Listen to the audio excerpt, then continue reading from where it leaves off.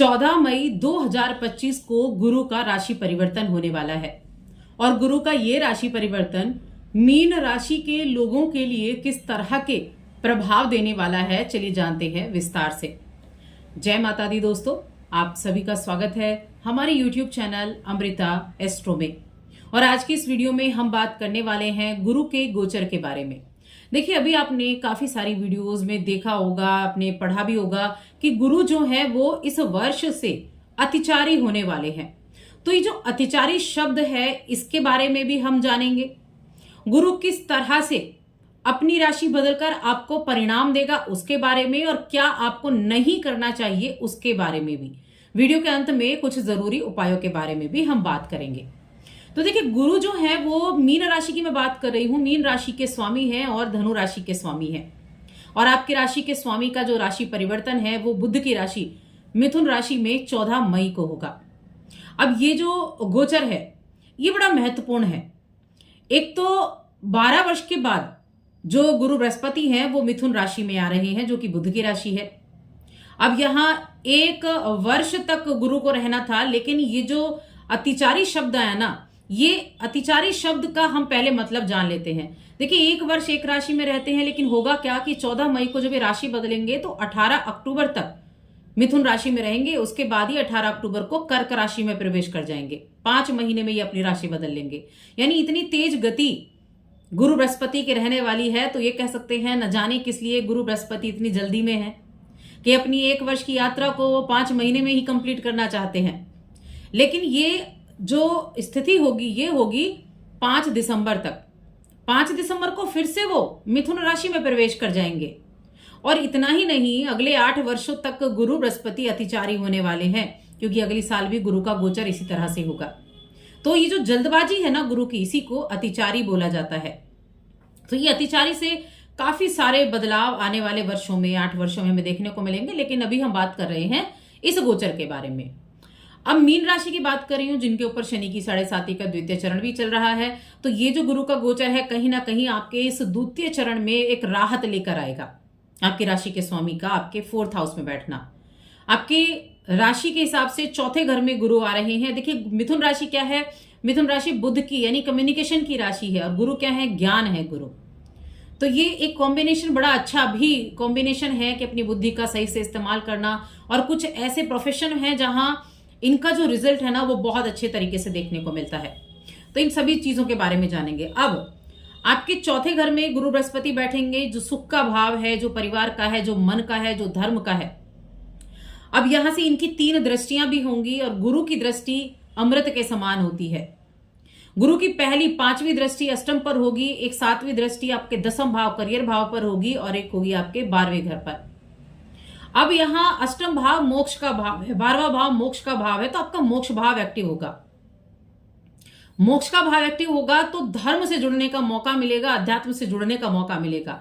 और क्या चीजें रहेंगी? तो देखिए, इस समय अवधि में मैं अगर आपको बताऊं तो जो भी इस राशि के जातक ट्रेवल से जुड़े हुए काम करते हैं उनके लिए बहुत बेहतरीन गुरु का गोचर है। जो एजुकेशन डिपार्टमेंट से हैं, एजुकेशन की संस्था से हैं, उनके लिए बहुत बेहतर ये गोचर होने वाला है।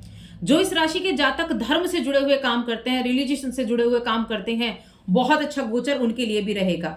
इसके अलावा यहां देखिए, आप एडवाइजरिंग है, आप एडवाइजरिंग करते हैं, आप एडवाइजर हैं, आप काउंसलिंग करते हैं, आप डॉक्टर हैं, आप एक हीलर हैं, तो बहुत अच्छे रिजल्ट आपको इस गुरु के गोचर से देखने को मिलने वाले हैं। 8वां भाव एक्टिव होगा, 8वें भाव पर दृष्टि जाएगी तो क्या होगा? ज्ञान पाने की चाह आपके मन में बढ़ेगी, क्योंकि क्या है वो गुप्त है। तो ज्ञान की तरफ आप खींचे चले जाएंगे, ऐसी स्थिति रह सकती है। कुछ अच्छी चीजें आप सीखना चाहेंगे, आप ऑकल्ट की तरफ, आप हीलिंग के ऐसे क्षेत्र से भी जुड़ सकते हैं, ऐसी चीजें होंगी। 10th हाउस क्या है? 10th हाउस है आपके करियर का, आपके उस करियर को ग्रो करने का। तो प्रमोशन के चांसेस भी बनेंगे। हाँ, वर्कलोड ज्यादा बढ़ सकता है, जिम्मेदारियां ज्यादा दी जा सकती हैं, क्योंकि 4थे भाव में गोचर है। तो जिम्मेदारियां आपको ज्यादा दी जा सकती हैं, लेकिन उन जिम्मेदारियों को भी आप बखूबी निभा पाएंगे। 12वें घर पर दृष्टि है गुरु की, तो खर्चा आपका होगा, लेकिन धर्म से जुड़ी हुई चीजों पर खर्चा होगा। यात्राएं भी आपकी रहेंगी, धर्म से जुड़ी यात्राएं ज्यादा रहेंगी। धर्म से जुड़ी यात्राएं, धार्मिक चीजों पर खर्चा यानी शुभ चीजों पर खर्चा भी आपका होने वाला है। अब ये समय जैसा कि मैंने कहा, ट्रेवल से जुड़े हुए लोगों के लिए अच्छा है, मीडिया से जुड़े हुए लोगों के अच्छा है, फिलॉसफी हो गया, फिलोसफर हो गए या फिर पब्लिशिंग का काम करने वाले हो गए, उनके लिए बहुत अच्छे रिजल्ट ये गोचर लेकर आया है। क्योंकि मिथुन की राशि बुध की राशि, बुध क्या है? बुध है इंटेलिजेंसी, बुध दिखाते हैं, संचार को बुध दिखाते हैं। तो इसीलिए ये गोचर बड़ा मायने भी रखता है, क्योंकि एक बुद्धि के घर में ज्ञान के देवता का जाना तो बहुत अच्छे योग भी बनाता है, बड़े अच्छे रिजल्ट भी आपको देता है। अब शनि की 7.5 भी चल रही है और शनि भी जल्दबाजी में होंगे और अगले 8 वर्ष तक बहुत कुछ भी बदलेगा, लेकिन ये वर्ष आपके लिए अच्छा रहेगा। यहां देखिए, ये जो टाइम पीरियड होगा जब गुरु जल्दबाजी में 5 महीने में राशि बदलेंगे 5 दिसंबर तक, इस समय अवधि में आपके लिए चीजें अच्छी होंगी, क्योंकि इस समय अवधि में आपकी इच्छाएं पूरी हो सकती हैं, संतान की इच्छा पूरी हो सकती है, आपके किसी भी तरह के विवाह से जुड़ी हुई इच्छा आपकी पूरी हो सकती है। साथ में क्योंकि आप इस समय अवधि में विवाह की संभावनाएं भी बन पाएंगी। कब? 18 अक्टूबर से 5 दिसंबर तक, जब ये कर्क राशि में रहेंगे। तो यह कई तरह के प्रभाव भी आपके जीवन में बदलने वाले हैं।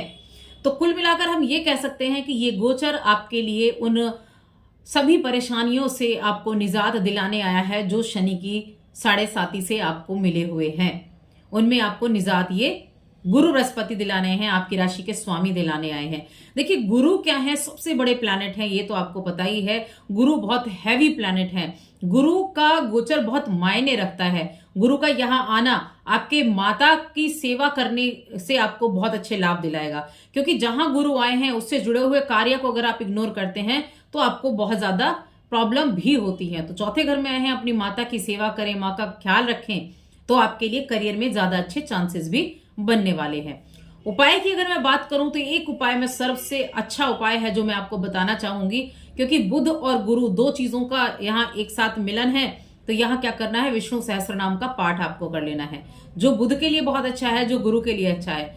देखिए, जो गुरु बृहस्पति है वो क्या है? भगवान विष्णु के ही अवतार उनको मान लीजिए, भगवान विष्णु ही मान लीजिए।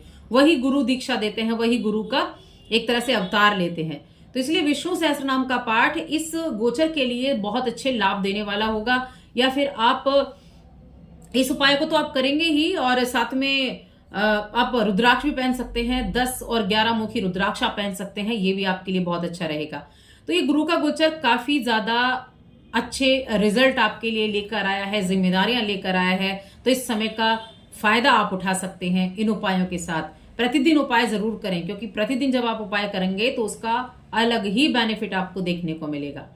तो बस आज की इस वीडियो में इतना ही। वीडियो कैसी लगी हमें कमेंट करके जरूर बताएं, और चैनल पर पहली बार आए तो सब्सक्राइब करके जाएं। जय माता दी।